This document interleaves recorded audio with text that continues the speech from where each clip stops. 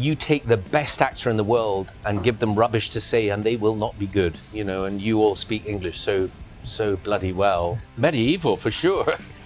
Wouldn't you? That's kind of rather special for you as an actor. I don't think I heard an angry word for the entire time, which is quite rare. Usually someone's got some issue with something and wants to shout. Interesting. Thank you for your good questions. It's great.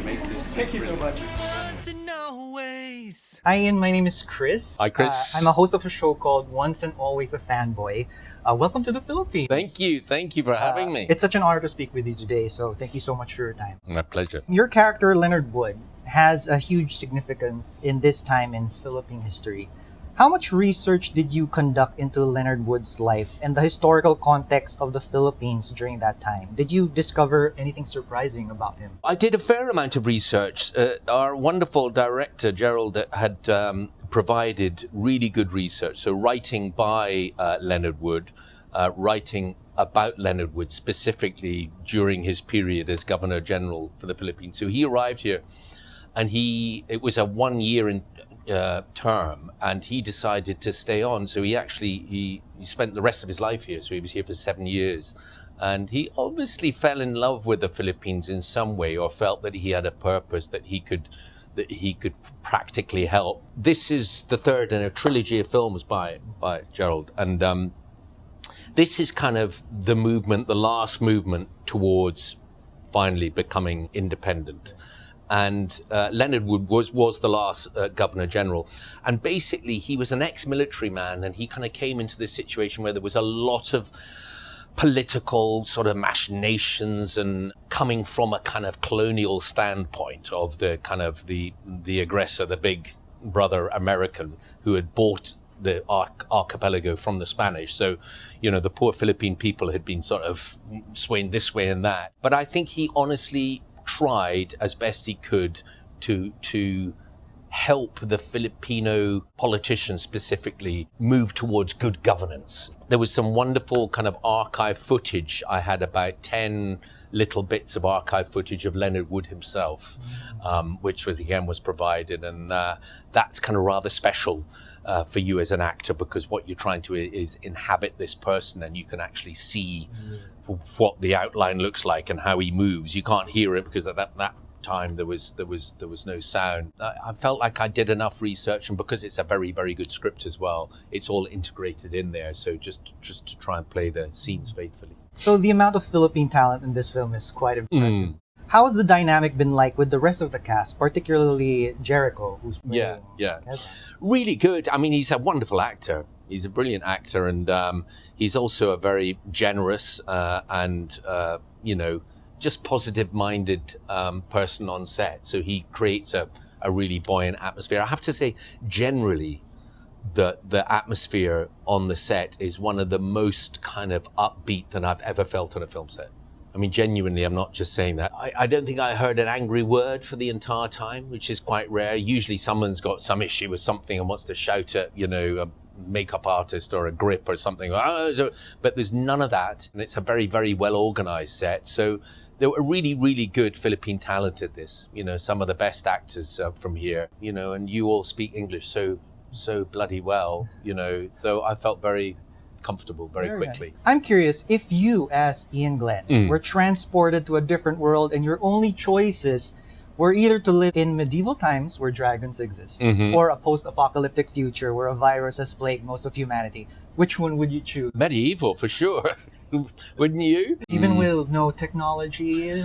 Yes. I mean, I will sound like a real, very much from my generation, but there is an advantage to that world without technology. There's a lot that's you feel is sort of distracting, for somebody who just, that was never a part of their life as they grew up. When I grew up in Scotland, you just got out of the house and found something interesting to do with a tree, and life is okay. I would actually quite like less technology in the world that I live in. So obviously with that, I've been a fan of yours for a long time, of course from Game of Thrones and Resident Evil.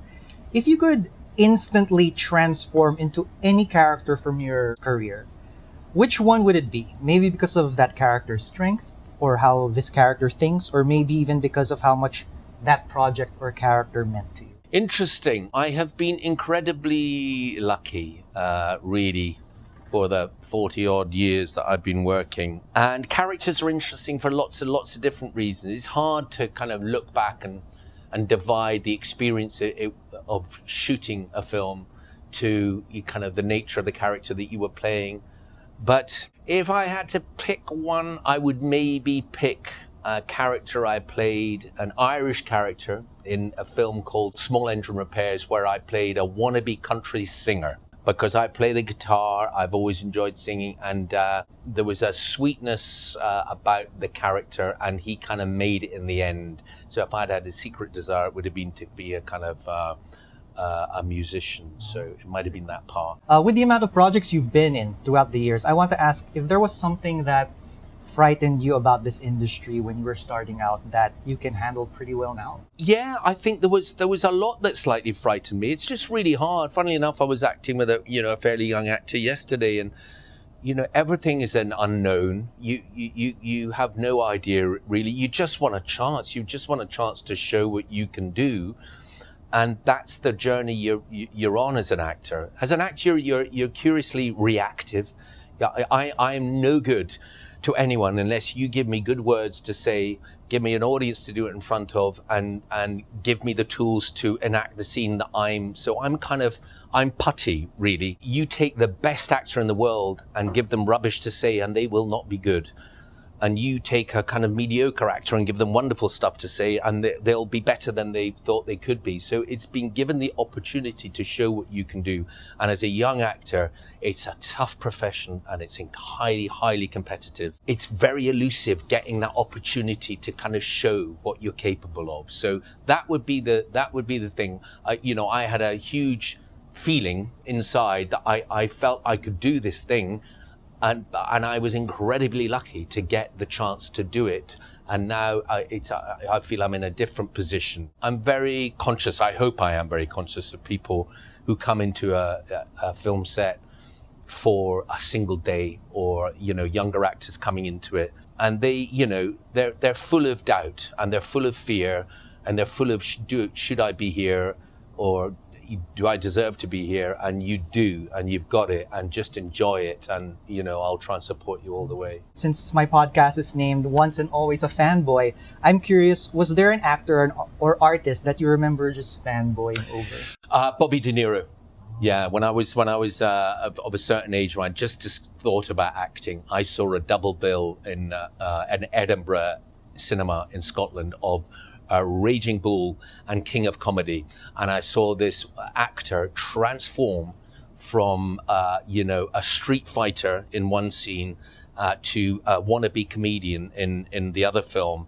His face was the size of a double-decker bus on the screen, and he was totally transformed. And I thought, that is what I would like to do. I'd like to be forensically examined by a screen camera and be utterly different people, and plausibly so. Thank you so much for your time. My pleasure. My pleasure. Thank you. Thank you. Thank you so much. Thank you for your good questions. It's great. Thank you so much.